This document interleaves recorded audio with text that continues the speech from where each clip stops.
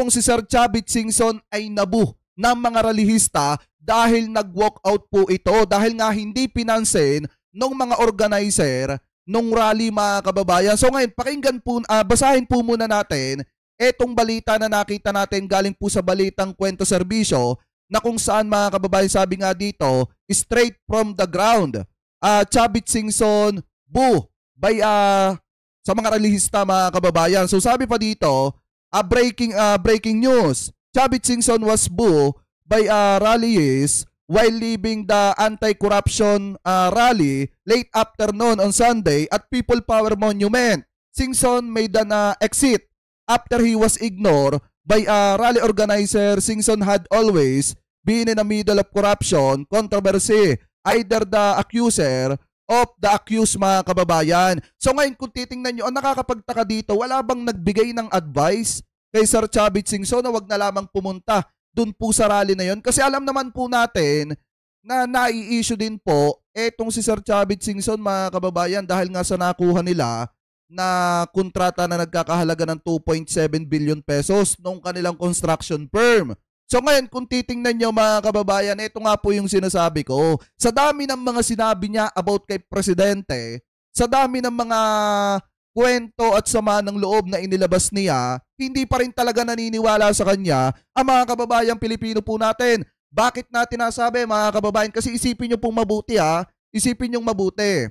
Inaakusahan niya si PBBM na kesyo budol daw dahil hindi na-i-appoint yung kanyang pina-appoint sa PCSO. So ngayon kung titingnan nyo, sabi ko nga, lagi ko naman to sinasabi mga kababayan na matatalino na ang taong bayan ngayon. So pakinggan natin etong nakita nating video na kung saan mga kababayan, ito po yung eksena ng pag-walkout ni Sir Chavit Singson. Ito, play natin. Ano yung sabi ng mga tao? Putang ina mo. Ay yung sabi ng mga tao dito. Sabi no? Ay, shoutout kay Kuya Benny Road Shoutout din sa True Warriors. Mega love shoutout po sa inyo. Nawawala ba yung boses natin? Shoutout kay Kuya Benny Road. Thank you sa pakapi Tuloy natin. Grabe pinipi-ay dito si Chavit Singson.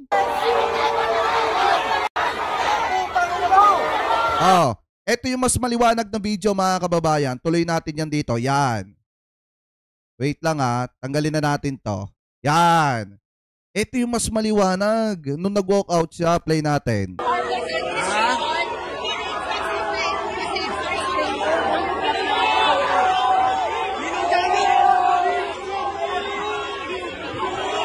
Binubo siya, binubo!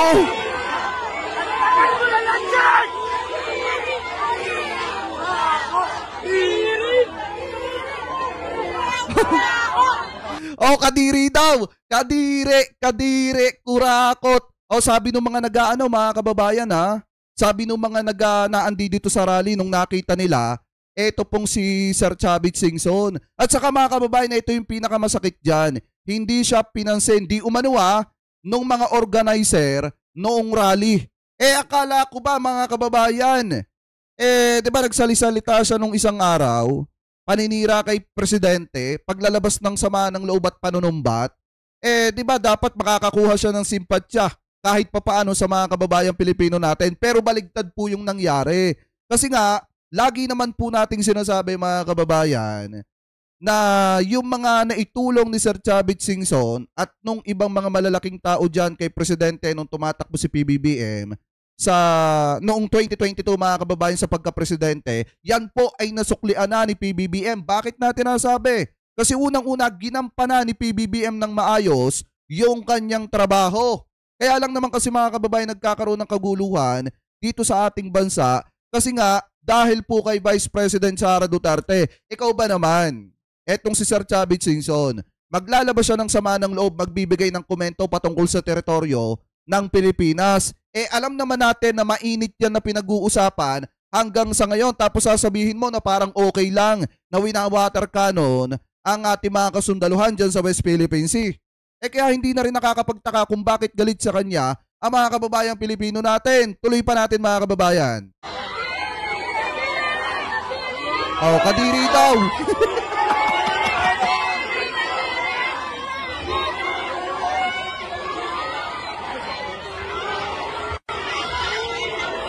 Ayan o, sabi nga dito, inulan ng buh si dating Ilocos Sur Governor Chavit Singson sa pagdating niya sa People Power Monument.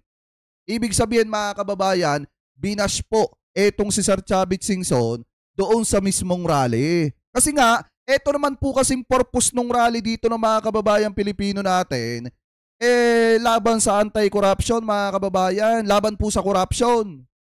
Ngayon, alam naman natin na naaakusahan, nasisilip, etong si Sir Chavit Singson na yung kanyang pamilya ay nakakuha ng 2.7 billion na proyekto mga kababayan sa gobyerno. Ngayon, nagpunta pa siya dyan sa rally na yan. Di inulan siya mga kababayan ng napakaraming buh. So ngayon ituloy pa natin.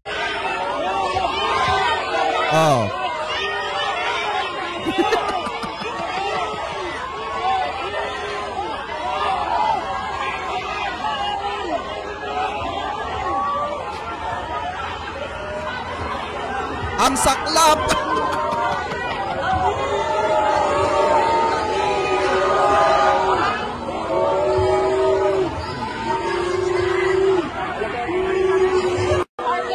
Anong pakiramdam? Anong pakiramdam? Masakit, syempre. Akala mo, expected mo.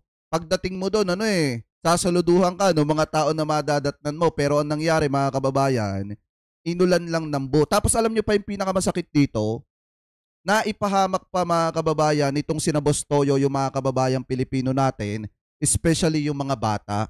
At saka ang pinakamasakit din dito, nasaktan yung ating mga kapulisan. Bakit natin nasabi? Kasi alam nyo ba mga kababayan, sa totoo lang, di umano, may mga kumakalat na bali-balita, di umano hindi ko naman sinasabing totoo, hindi ko rin sinasabing hindi totoo. So di umano may kumakalat na balita na ang nagpinance daw mga kababayan ng ibang mga rally dyan ay si Sir Chavit Singson. In the same time, kung mababalitaan ninyo noon, kumpare ni Sir Chavit Singson etong si Boss Toyo na pasimuno nung panawagan mga kababayan na nakamaskara pa nga, nakabonet yung iba na kung saan pumunta dun sa rally at ilabas daw yung kanilang diwa ng pagiging Pilipino. So ang nangyari mga kababayan, saglip na maging maayos yung usad nung rally, nagkaroon nga ng kaguluhan buhat nung dumating yung mga nakabonet mga kababayan at mga nakatakip yung muka. Kasi nga nang gulo. So ngayon kung titingnan niyo mga kababayan ito yung isa sa mga balita na nakita po natin na kung saan ayon po dito sa Abante TNT, tunay na tabloidista, 17 katao arestado sa gulo sa Ayala Bridge. Ito daw. Alam niyo naman kung sino ang pasimuno nito. 17 kataong inaresto ng Manila Police District MPD matapos sumiklab ang gulo sa kilos protesta sa Ayala Bridge, Corner Romualdez at Mendiola sa Maynila nitong Linggo, Setyembre 21. Ay sa pahayag ng Philippine National Police PNP, nagkaroon ng batuhan ng bato at pagsunog ng isang trailer truck habang nasa 300 hanggang 400 demonstrador ang nagtipon sa lugar. Mabilis na rumisponde ang mga pulis at bumbero upang apulhin ang apoy at maibalik ang kaayusan na nasa kustudiya na ng MPD ang mga inaresto at nakatakdang sampahan ng kaukulang kaso. Muling panawagan ng PNP sa publiko, we respect the public rights to peaceful assembly, but we strong appeal to everyone to remain calm and refrain from the violence. Such action endanger lives and undermine the message of those who wish to protest peacefully.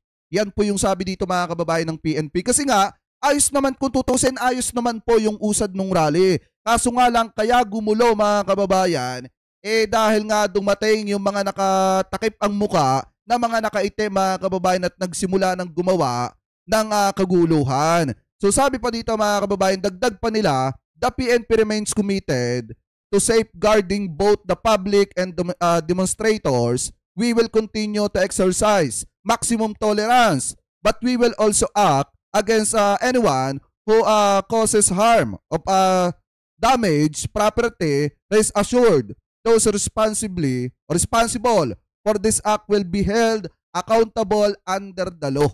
Kasi isipin nyo pinapayagan na kayo na magprotesta ng maayos, matiwasay. Pero sana naman, wag sanang umabot at dumating pa sa punto na manggugulo kayo para lamang pabagsakin ang gobyerno. Kasi kung may galit kayo dun sa mga taong kurap, bakit hindi yun mismo ang punteriyahin ninyo?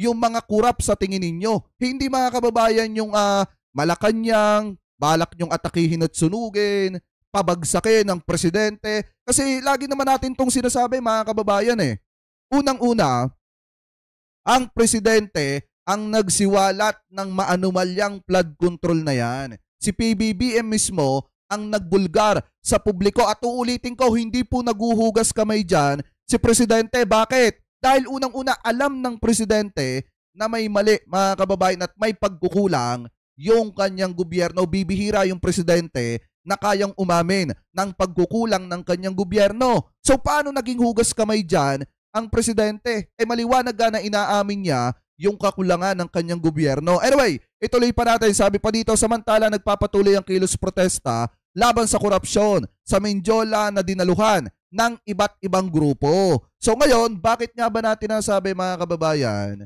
na itong si Boss Toyo ang isa sa pasimuno niyan? Kasi nga sila yung nagpo-post niyan at yung isang rapper mga kababayan nagpo-post niyan at nagpapakalat niya na umattend ng mga nakabonet, nakamaskara at magpakita daw ng pagiging Pilipino. Pero baligtad po yung nangyari kasi etong mga ito saglip na makiisa sa peaceful rally, ang nangyari mga kababayan ng gulo, ng trip.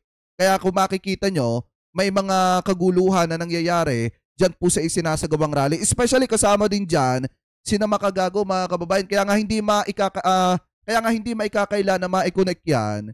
Kaya di umano mga kababayan kaya Speaker Romualdez din, dahil nga alam naman po natin na itong si Makagago di umano ay connected kay Romualdez. So ngayon kung titingnan nyo mga kababayan, yung mga yan na nagpasimuno ng panawagang ganyan. Kaya yung mga kabataan na madaling maimpluwensyahan, ayun, naimpluwensyahan na manggulo. Ano po, so ngayon ang isa pa dyan, kung titingnan ninyo, bukod pa po dyan sa ginawa nilang panggugulo, nasaktan yung ating mga kapulisan. Ayan kawawa naman. Kasi biruin nyo pinapairal nila dito yung maximum tolerance. Pero tingnan nyo naman yung nangyari sa kanila. Sa pagpapanatili nila ng mapayapang pagbabantay sa mapayapa dapat na protesta, buhat nung dumating yung mga nanggugulo mga kababayan, ganito na po yung nangyari sa kanila Awa-awa naman. Kasi alam naman po natin na nagtatrabaho lang eto pong mga taong ito. Kasi kita nyo ano ba talaga ang purpose ng mga nanggugulo, ng mga naaresto. So ngayon, kung titingnan po natin itong nakita nating balita, galing po sa DZRH, sabi po dito mga kababayan, yun daw po mga nasa likod ng kaguluhan dyan po sa may Ayala Bridge, yung mga nagsusunog-sunog dyan ng kung ano-ano, mga minor de edad.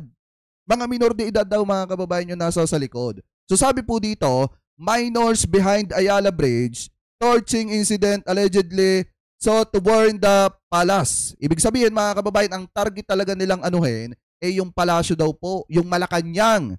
So sabi po dito, basahin po natin yung nilalaman. Wait lang cancel ko na lang. Ayan. Sabi dyan mga kababayan, Department of Interior and Local Government DILG, Secretary John B. Cremulya reveal on Sunday that yung mga nagrarally daw mga kababayan na gumawa ng kung ano-anong panggugulo at mga riot pa at kinakalaban pa yung ating mga kapulisan, ang balak daw talaga nun at target nun mga kababayan na sunugin yung palasyo, yung Malacanang. So sabi dito, ang initial information namin, ang plano nila is to breach the perimeter and burn down the palace, Remulla said. He later added that a couple of the suspect admitted to it. Ibig sabihin mga kababayan, inaamin nung mga naaresto, ina-admit nila na yun talaga yung punteriya nila na gawin ang sunugin ng palasyo. Kaya pala mga kababayan, nagsasagawa na sila ng mga panggugulong ganyan. So sabi pa dito mga kababayan, yung mga nambabato kanina were minors. Tingin namin, mga 17 years old. So hindi pa namin ma-interview dahil hinihintay namin ng DSWD bago sila ma-interview kung ano talaga ang purpose nila. Tsaka kung bakit sila nag-agitate So we're doing everything by the book. Sabi dito ni Secretary John Vic Remulla, mga kababayan. Nakita ko yung mukha. Most of them look 15 to 16 years old. We suspect them to be members of a fraternity. But we're not sure yet kung ano ang grupo nila. Pero mga bata hindi nagsasalita. Kaya nga mga kababayan, sabi ko sa inyo, yung mga influencer dyan, dapat pag nag-i-influensya kayo, maging responsable kayo. Kasi unang-una, kung ano yung bibitawan yung salita, pakikinggan niya ng mga bata, lalo na kung nasa entertainment industry kayo. Katulad ng mga rapper dyan at katulad nitong si Boss Toyo. Dapat naging responsible kayo. Ngayon, etong mga batang naarestong ito, kaya nyo bang pagtutulungan yung mga yan? Kaya nyo bang sagutin niya sa mga magulang ng mga yan? Diba? Yan ang problema. Kaya nga dapat malaman kung sino ang nasa sa likod niyang mga pinaggagawa ng mga yan na panggugulo. Kasi biruin niyo mga kababayan, hindi po biro yung kanilang gustong gawin. Yung pupunta sila sa perimeter na malapit mga kababayan doon sa Malacanang at susunugin yung Malacanang. Ano po, so sabi dito, sabi ng isang vlogger na pinasok na raw ang Malacanang pero dumami ang viewer niya, mali yan. Kaya nga di ba? Wala namang kasing gano'n na nangyari mga kababayan. Sa totoo lang, ang dapat na purpose talaga ng rallying ito, unang-una ay ipakita yung pagtutol ng mga kababayang Pilipino natin sa nangyayaring korupsyon dito po sa ating bansa, hindi manggulo. Ang nangyari, dahil nga dun sa mga influencer dyan, na nanghihikayat na pumunta doon ng mga nakamaskara, para nga naman kung sakaling manggulo, hindi sila makilala, yun, pati yung mga batang minor de edad na madaling maimpluwensyahan, na-impluwensyahan nila at nanggulo nga. Kaya nga mga kababayan, sa totoo lang, eto mga 15 to 16 years old daw na mga suspect hinihinala na mga miyembro daw ng fraternity, pasintabi sa iba't ibang samahan dito po sa ating bansa. Anyway, ituloy pa natin mga kababayan. Sabi pa dito, as much as we tolerate a peaceful demonstration, we will not tolerate the plotters of a violent overthrow. He said. Ito na yung sinasabi ni Secretary John Vic Remulla, mga kababayan. So ngayon, yan talaga yung purpose. Kaya kung makikita nyo kanina habang nangyayari yung kaguluhan, namataan po etong si Secretary John Vic Remulla, mga kababayan, na nakikiisa at talagang binabantayan yung ating mga kapulisan at kasama ng ating mga kapulisan sa pagpapanatili ng kapayapaan dyan po mga kababayan sa nangyayaring kilos protesta sa may Mindiola. Anyway, shoutout po kay Ma'am Norma Duro. Thank you po sa pakape. Maraming salamat po. Tuloy pa natin. Ayan yung footage ni Secretary John Vic. Wala naman kayong pala. Paano na ako 15 na lang 15 na. Sige, hindi yung 15. Ng BTS. Yung large cards. Ito. Tingnan ninyo.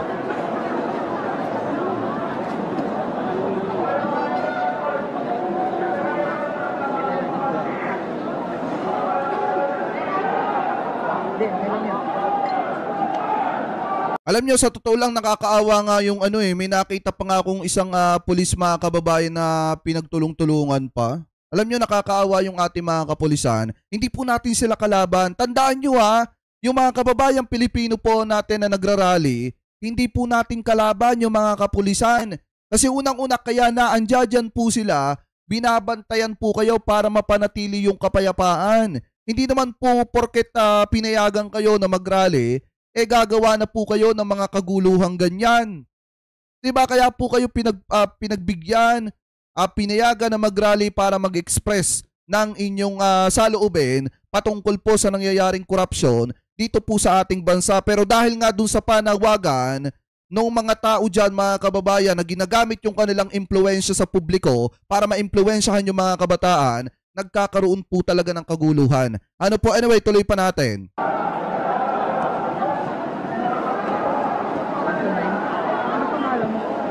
Tama yung sabi dito ni Sambong, paldo ang mga organizer kasi yung mga nakulong wala ng bayad. Kaya nga, at saka sasagutin ba nila yon? Diba? Si Secretary John Vic,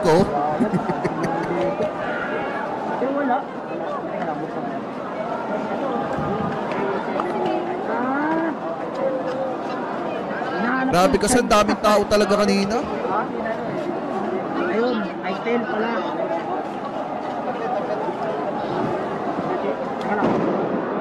Oy, Ate Islander naman, mega love shoutout po ha.